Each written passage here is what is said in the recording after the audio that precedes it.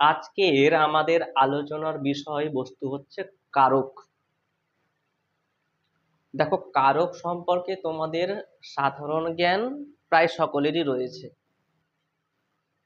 তো কারক আলোচনা আমি করলে তোমরা নিশ্চয়ই বুঝতে পারবে, কিন্তু কারক নিয়ে আলোচনা করার আগে আমি একটু পদ নিয়ে দু চার কথা বলবো। কারণ পদ নিয়ে যদি আমি দু চার কথা না বলি তোমাদের কারক বুঝতে একটু অসুবিধা হবে। পদ কিন্তু ছিল 5 প্রকার। একটা হচ্ছে বিশেষ্য, তারপর ছিল কি বিশেষণ, তারপর বিশেষণ, তারপর কি সর্বনাম, তারপর ক্রিয়া, আর একটা শেষে ছিল অব্যয়।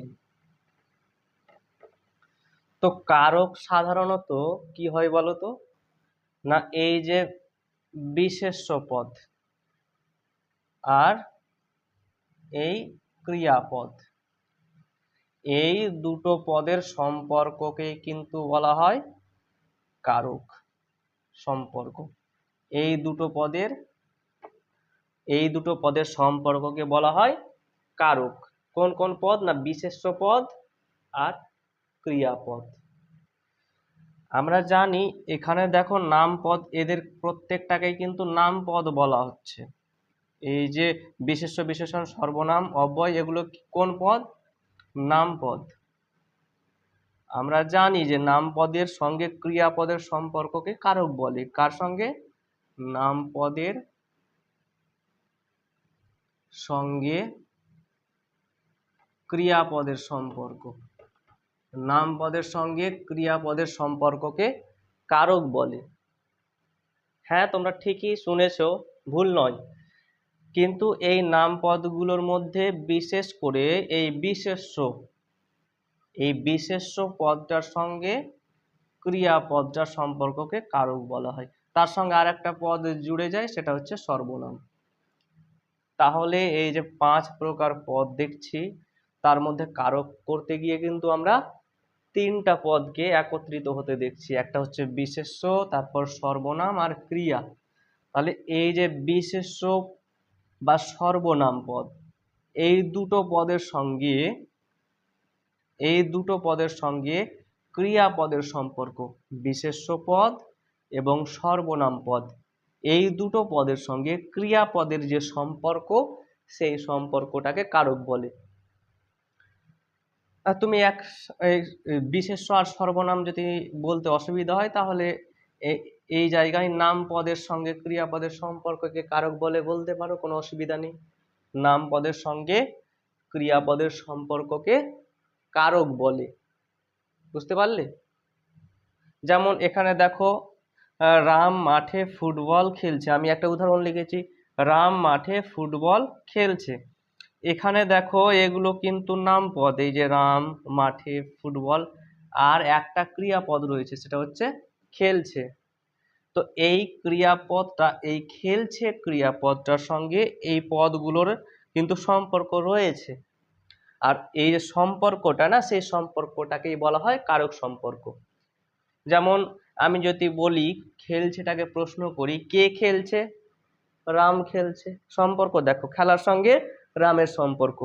আবার যদি বলি কোথায় খেলছে? মাঠে খেলছে। তাহলে মাঠের সঙ্গে আবার সেই খেলছে ক্রিয়াপদের সম্পর্ক পেয়ে গেলাম।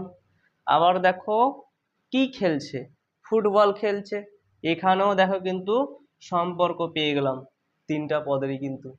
তাহলে ফুটবল, মাঠ, রাম, এই 3টা পদের সম্পর্ক কিন্তু ক্রিয়াপদের সঙ্গে এই খেলছের সঙ্গে রয়েছে। তাহলে এই সম্পর্কগুলোকে বলছি কারক। তো চলে এসো, আগে কারক পড়ার সময় আমাদের কারক জিনিসটা কি, তার অর্থ কি, সেটা তো জানতে হবে। তাহলে দেখো, কারক শব্দটা প্রকৃতি প্রত্যয়, প্রকৃতি প্রত্যয়গত অর্থ, যেটাকে ব্যুৎপত্তিগত অর্থ বলা হয়, ব্যুৎপত্তি। তাহলে কারক শব্দটার প্রকৃতি প্রত্যয়গত অর্থ বা ব্যুৎপত্তিগত অর্থ হচ্ছে ক্রি যোগ নক। মূর্ধন্য হবে কিন্তু এখানে, ঠিক আছে, মূর্ধন্য ক নক কারক। এবার তুমি এই নকের জায়গায় অক যদি বলো তবুও ভুল নয়, অক অক, তাহলে ক্রি যোগ নক বা অক। এর বাংলায় অর্থ কি বলতো? যে করে। যে করে মানে কি? যে ক্রিয়া সম্পাদন করে। এই যে ক্রিয়া সম্পাদন করছে, খেলছে সঙ্গে, এই যে সম্পর্কগুলো পেলে ক্রিয়াকে সম্পাদন করছে।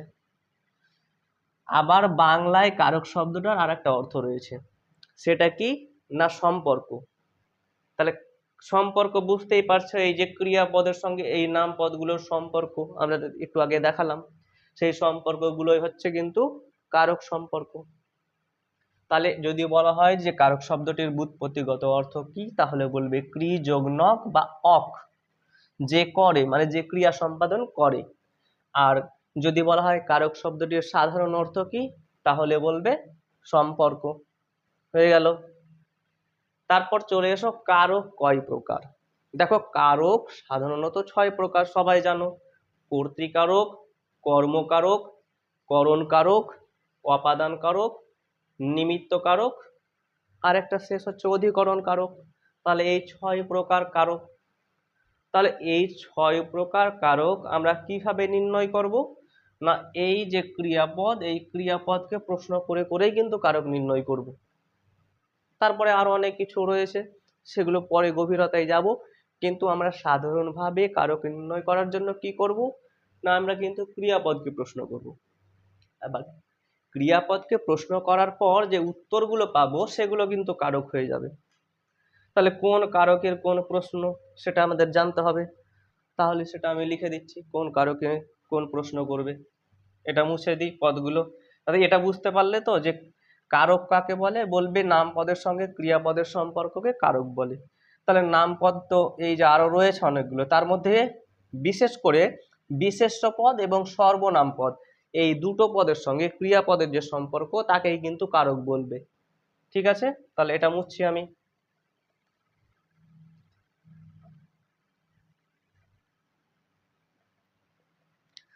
দেখো কর্তৃকারক, কর্তৃকারকের প্রশ্ন কি করবে, কে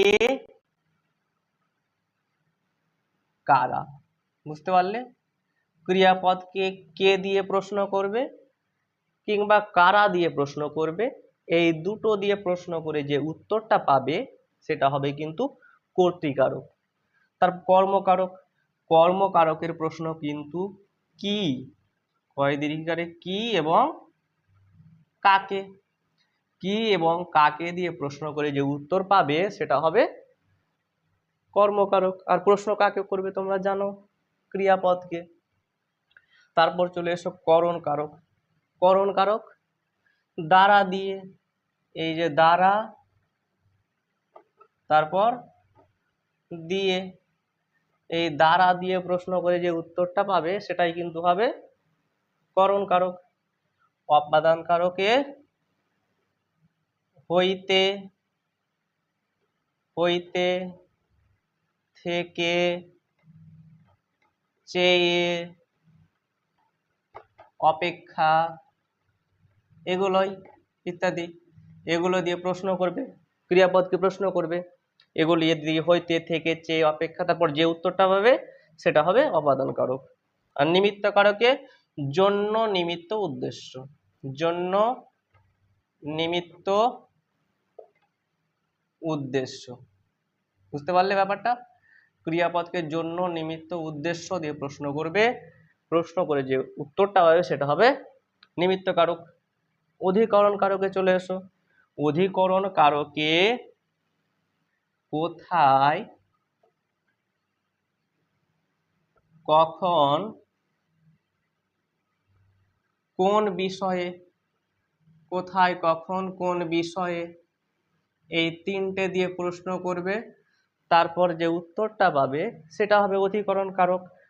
তারপর আর একটা সহজ উপায় আছে অধিকরণ কারক চেনার, কি না, যদি দেখো স্থান আছে, কোনো স্থান আছে বা সময় আছে, বা কোনো সাবজেক্ট বিষয় এর তলায় দাগ দেওয়া আছে, তখন সেটা কি হবে বলো তো? সেটা হবে অধিকরণ কারক। তাহলে বুঝে গেলে তোমরা ব্যাপারটা। তাহলে আর কারক নির্ণয় করতে তোমাদের অসুবিধা হবে না নিশ্চয়ই। এই ধরে নাও, এই দেখো কর্তৃকারক, ওখানে প্রশ্নগুলো, এটা কিন্তু তোমাকে মুখস্থ করতে হবে। কর্তৃকারকে প্রশ্ন করতে হবে কে এবং কারা দিয়ে, কর্মকারক কি এবং কাকে দিয়ে, দ্বারা আর দিয়ে করণ কারক, হইতে থেকে চেয়ে অপেক্ষা অপাদান কারক, জন্য নিমিত্ত উদ্দেশ্য নিমিত্ত কারক, কোথায় কখন কোন বিষয়ে অধিকরণ কারক। পরিষ্কার? এবার এখানে একটা আমি উদাহরণ লিখে রেখেছি, ছোট্ট একটা উদাহরণ লিখেছি, দেখি তো তোমরা পারো কিনা এই ক্রিয়াপদকে প্রশ্ন করে উত্তর করতে, কারক নির্ণয় করতে। ধরে নাও এখানে রামের তলায় কিংবা ফুটবলের তলায় দাগ নেই, ক্রিয়াপদের তলায় তো দাগ দেওয়ার কোনো প্রশ্নই ওঠে না, ওটা তোমাদের বোঝানোর জন্য দিয়েছি আমি। রামের তলায় দাগ দেওয়া আছে এবং ক্রিয়াপদকে এগুলো দিয়ে প্রশ্ন করো, এই খেলছে ক্রিয়াপদটাকে প্রশ্ন করো, প্রশ্ন করে দেখো তো কি উত্তর আসছে এবং কোন কারক হচ্ছে। তাহলে খেলছে, এই প্রথম থেকে প্রশ্ন করতে শুরু করি। তাহলে খেলছে, কে খেলছে, কি খেলছে, দ্বারা খেলছে, হইতে খেলছে, জন্য খেলছে, কোথায় খেলছে। উত্তর প্রথমেই মিলেছে সবচাইতে ভালো, দেখো কোনটা মিলেছে না, কে খেলছে। কি খেলছে কিন্তু রাম হবে হবে না, রামের তলায় দাগ হচ্ছে না, দ্বারা খেলছে হচ্ছে না, হইতে খেলছে হচ্ছে না, জন্য খেলছে, কোথায় খেলছে উত্তর আসছে না। কিন্তু যখন বলছি কে খেলছে, যখন বলছি কে খেলছে তখন কিন্তু উত্তর বলে দিচ্ছ রাম খেলছে।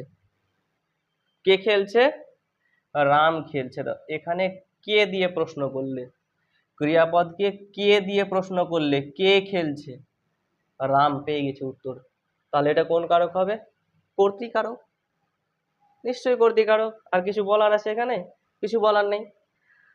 এবার দেখো, ধরে নাও এই রামের তলায় দাগ নেই,